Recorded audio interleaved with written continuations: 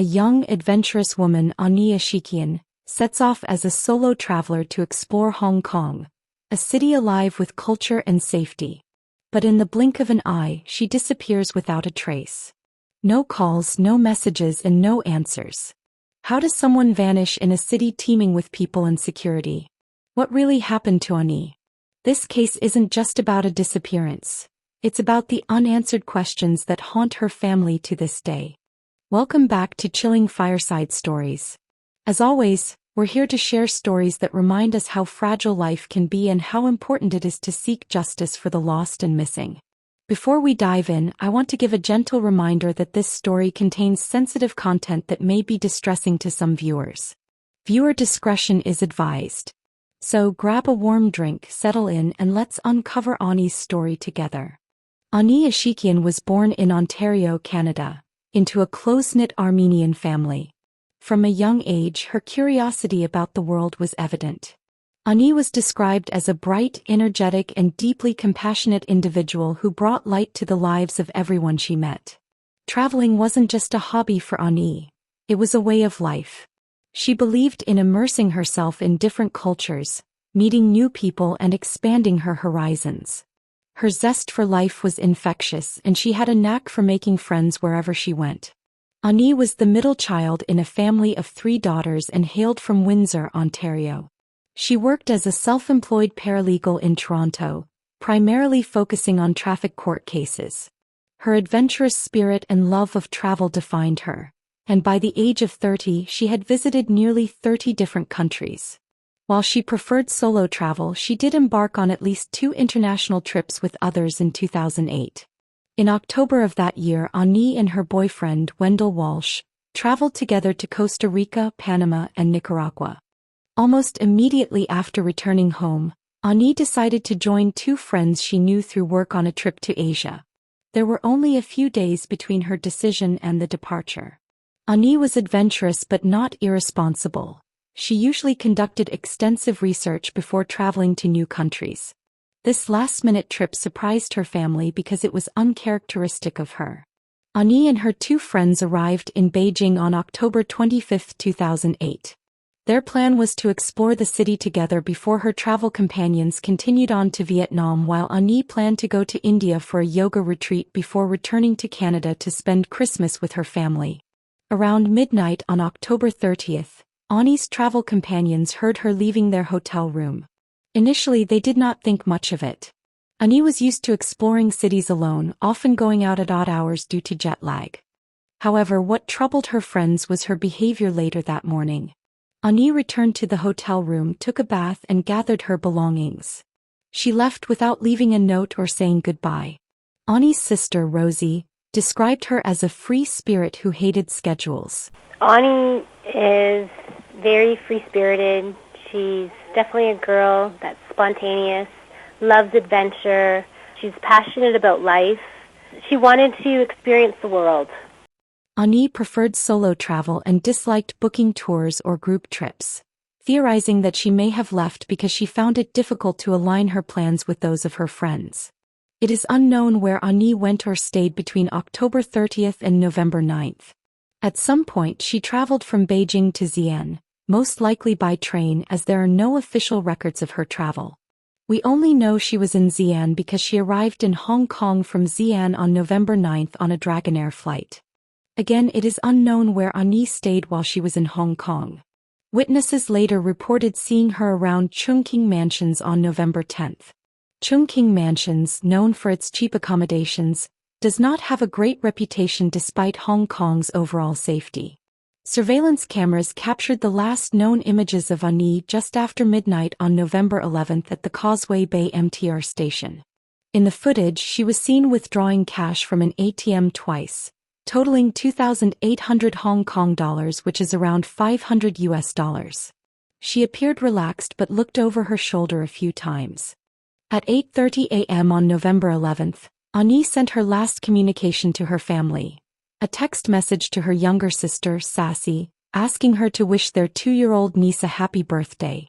Ani had not used her email account since November 5th, which was typical for her while traveling.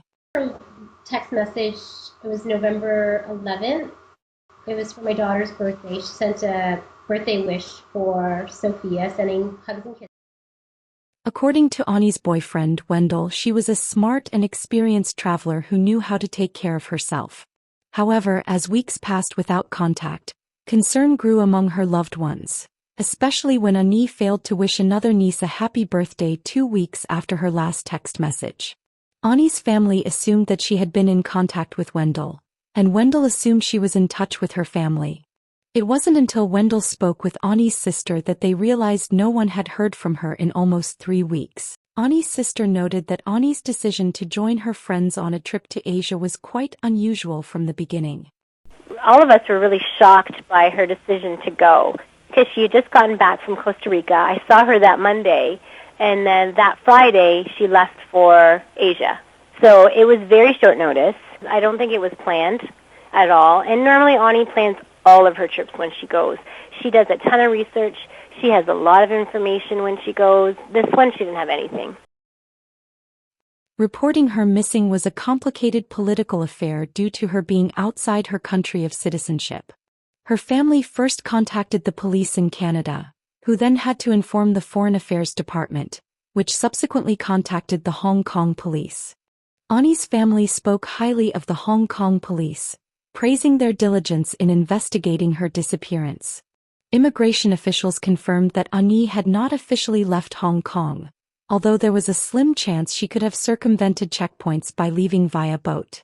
Given the last-minute nature of her trip to Asia, Ani only had a visa for China and planned to apply for her Indian visa once she arrived in Asia. However, she never obtained this visa, leading her family to hope she might have found a way to travel from Hong Kong to India without going through customs. Ani had purchased a plane ticket to return to Canada on December 15 on an Air Canada flight from New Delhi. Authorities were dispatched to the airport to see if Ani boarded her scheduled flight, only to report back that she never arrived. Wendell Walsh traveled to Hong Kong just before Christmas to assist in the search for Ani, distributing flyers and collaborating with local volunteers. Despite their efforts, Wendell had to return to Canada without any new information. Ani's younger sister, Sassy, made similar trips in January and May of 2009, but also found no leads. The volunteer efforts to raise awareness about Ani's disappearance did generate potential leads. A 19-year-old British student named Luke Pierce came forward, claiming he spoke with a woman resembling Ani on December 2, 2008 in Causeway Bay. The woman, lost and frustrated, asked for directions to IKEA. Luke walked her to ensure she found the store. Another sighting came weeks later when a witness reported meeting a woman matching Ani's description with a Canadian accent in Wan Chai around Christmas. Given Ani's spontaneous nature and unplanned diversions to Xi'an and Hong Kong, it's plausible she decided to abandon her plans to go to India and remain in Hong Kong through December.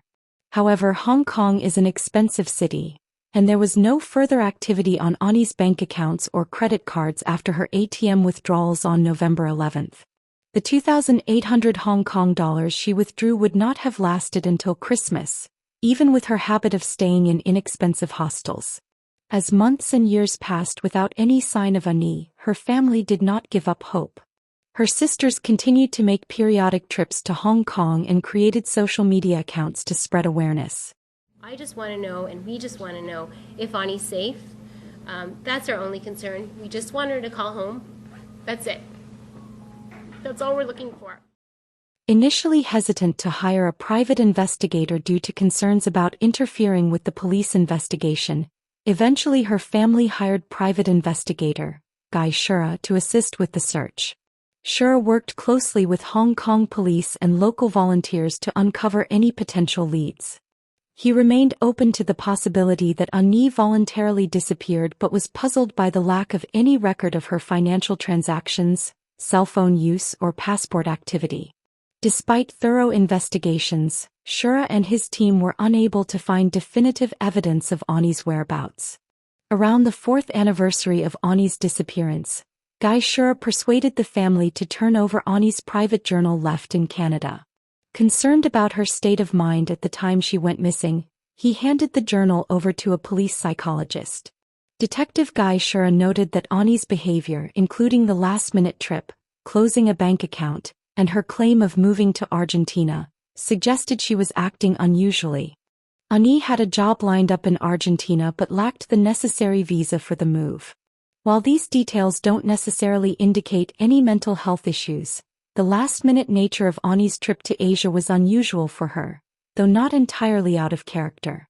Guy Shura, the private investigator, interpreted Ani's plans to move to Argentina as strange behavior. However, her actions in securing a visa for China and intending to apply for an Indian visa upon arrival show it wasn't unusual for her to handle bureaucratic details at the last minute. Ani's move to Argentina wasn't a fantasy but a well-considered plan she had been discussing and preparing for some time. Ani's disappearance has left an indelible mark on her family and friends. Her parents have remained vocal in their search for answers, refusing to let her story fade into obscurity. For the people who knew Ani, the lack of closure is unbearable. They hold on to the hope that someday someone somewhere will come forward with the truth. Traveling solo can be an incredibly enriching and empowering experience, but it also comes with its own set of challenges, especially for female travelers. Ani Ashekian's case serves as a poignant reminder of the importance of staying vigilant and taking precautions. Before embarking on any trip, it's crucial to conduct thorough research about your destination.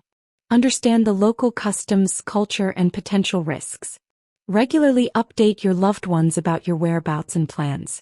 Use reliable communication methods such as messaging apps or social media to check in frequently. Establish a check-in routine with someone you trust, so they know when to expect to hear from you and can raise an alarm if they don't. Your intuition is a powerful tool. If something feels off or makes you uncomfortable, trust your gut and remove yourself from the situation. Avoid sharing too much personal information with strangers and be cautious about accepting help or invitations from people you don't know well. Cultural nuances can sometimes make it challenging to pick up on potential red flags. Always try to be respectful of local customs, but be cautious and not overly trusting. Understand that certain behaviors or gestures might have different meanings in different cultures, and it's essential to stay vigilant. Choose accommodations that are reputable and well-reviewed by other travelers. Opt for places with good security measures such as 24-hour reception, secure entry points, and in-room safes. By staying informed, connected, and vigilant, you can minimize risks and enjoy your adventures to the fullest. If you have any information about Ani Ashekian's disappearance, no matter how small, please contact the authorities or her family. Every piece of information could be the key to solving this mystery. I'll leave the links and contact information in the description. Thank you for watching this episode of Chilling Fireside Stories. Please like, share, and subscribe to help spread Ani's story and keep her memory alive. Stay safe, take care of one another, and I'll see you next time.